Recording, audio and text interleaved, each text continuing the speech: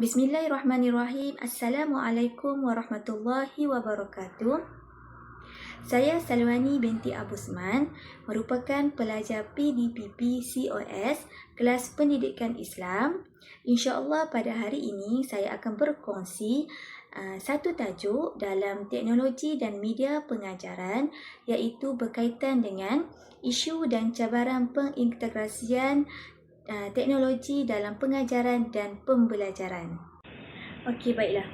Isu dan cabaran yang saya akan kupaskan pada hari ini adalah berkaitan dengan isu kekurangan kemudahan dan infrastruktur dalam pengintegrasian teknologi pendidik.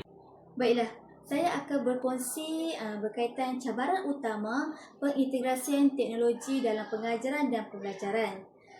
Dua cabaran utama antaranya yang pertama, kekurangan peranti digital dan juga masalah capaian internet. Baiklah, tidak semua sekolah mempunyai jumlah komputer ataupun tablet yang mencukupi untuk kegunaan semua murid. Di sekolah yang mempunyai bilangan murid yang ramai tetapi bilangan komputer dan juga tablet yang sangat terhad, penggunaan peranti perlu dikongsi secara bergila-gila. Contohnya, dalam satu sesi pembelajaran menggunakan perisian pendidikan, hanya beberapa orang murid yang dapat menggunakan komputer secara langsung, manakala yang lain terpaksa menunggu atau hanya menonton sahaja tanpa pengalaman interaktif. Di sekolah luar bandar atau pedalaman pula, kemudahan makmal komputer sering tidak lengkap atau mempunyai peralatan yang usang dan kurang berfungsi dengan baik.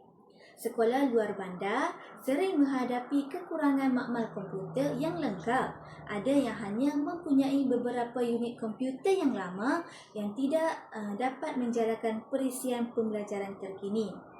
Sebagai contoh, di sesetengah sekolah di pedalaman Sabah dan Sarawak, makmal komputer ini wujud tetapi hanya sebahagian peranti yang boleh digunakan kerana komponen seperti papan kekunci ataupun skrin rosak.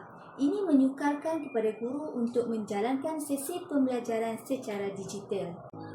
Baiklah, selain daripada masalah peranti, masalah capaian internet juga merupakan satu cabaran utama dalam pengintegrasian teknologi pendidikan dalam pengajaran dan pembelajaran.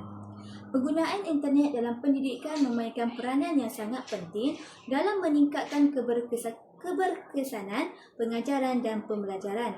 Namun, banyak sekolah, terutamanya di kawasan luar bandar dan pedalaman, masih menghadapi cabaran besar dalam mendapatkan capaian internet yang stabil dan berkelajuan tinggi. Kekurangan akses internet ini bukan sahaja menyukarkan murid dan guru dalam menjalankan pembelajaran dalam talian, malah membataskan penggunaan sumber pendidikan digital yang berkualiti. Baiklah, masalah yang utama adalah capaian internet yang perlahan dan tidak stabil. Di sekolah luar bandar sering mengalami masalah sambungan internet yang perlahan atau tidak stabil akibat liputan rangkaian yang terhad. Sambungan internet yang lemah menyebabkan gangguan semasa sesi pembelajaran dalam talian seperti video yang terhenti-henti atau kegagalan memuat naik bahan pembelajaran. Contohnya, di kawasan pedalaman Sabah dan Sarawak, ada sekolah yang hanya bergantung kepada talian satelit ataupun hotspot mudah alih yang tidak mampu menampung keperluan pembelajaran digital untuk semua murid. Selain itu juga, kos pemasangan dan penyelenggaraan internet yang tinggi, penyediaan internet berkelajuan tinggi memerlukan infrastruktur yang baik seperti pemasangan gentian optik yang memerlukan kos yang sangat tinggi. Sekolah luar bandar yang terletak jauh dari pusat bandar sering menghadapi kesukaran untuk mendapatkan perkhidmatan internet yang berkualiti kerana kos pemasangan yang mahal. Contohnya, di sekolah pedalaman di Kelantan dan Pahang, kos untuk memasang internet jalur lebar boleh mencecah puluhan ribu ringgit kerana memerlukan pemasangan menara pemancar tambahan. Selain itu, Penyelenggaraan internet juga memerlukan kos yang tinggi. Jika berlaku gangguan rangkaian, sekolah mungkin perlu menunggu lama sebelum masalah diselesaikan kerana kurangnya juruteknik di kawasan luar bandar.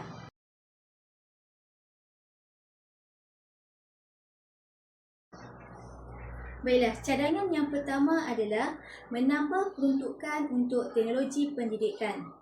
Kerajaan pada hari ini boleh meningkatkan pelaburan dalam penyediaan peranti digital dan juga rangkaian internet bagi sekolah luar bandar ataupun di pedalaman.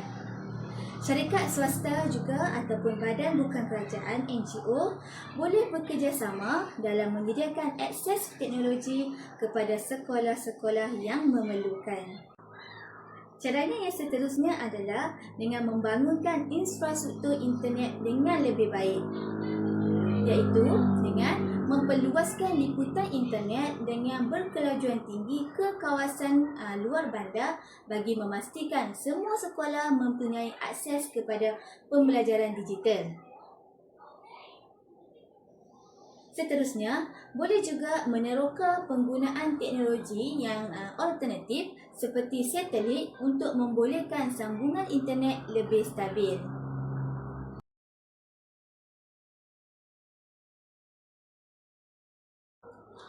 Baiklah, kesimpulannya adalah kekurangan kemudahan dan infrastruktur merupakan isu utama dalam pengintegrasian teknologi dalam pendidikan. Oleh itu, usaha bersepadu daripada pelbagai pihak diperlukan untuk memastikan semua murid dapat mengakses yang sama dalam pembelajaran digital tanpa mengira lokasi ataupun latar belakang mereka. Baiklah, setakat itu saja perkongsian saya mengenai isu dan juga cabaran dalam pengintegrasian teknologi pendidikan dalam pengajaran dan pembelajaran. Sekian, terima kasih. Assalamualaikum warahmatullahi wabarakatuh.